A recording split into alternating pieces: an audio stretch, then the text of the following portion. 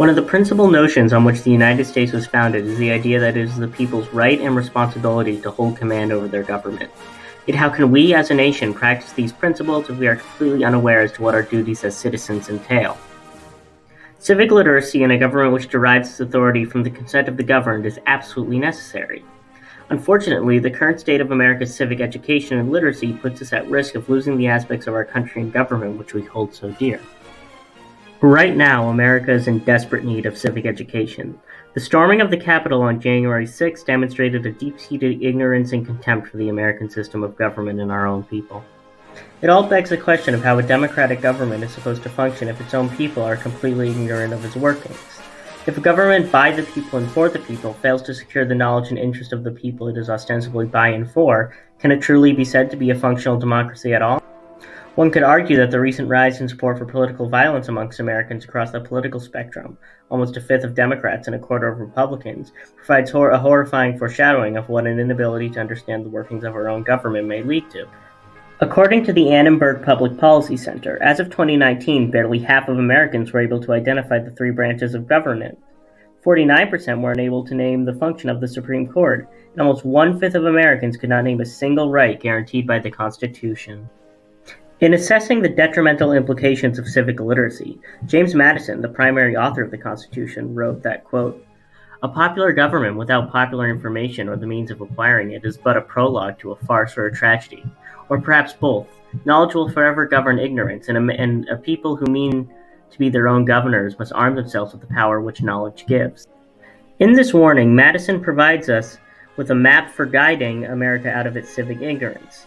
Redesigning and implementing civic education in American schools can help address the issue of civic illiteracy.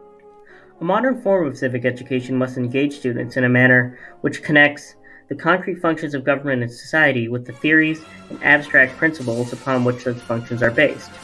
Forming connections between the theories of civics and current issues will help students immerse themselves in what is being taught in a manner which allows them to both think critically and absorb essential information.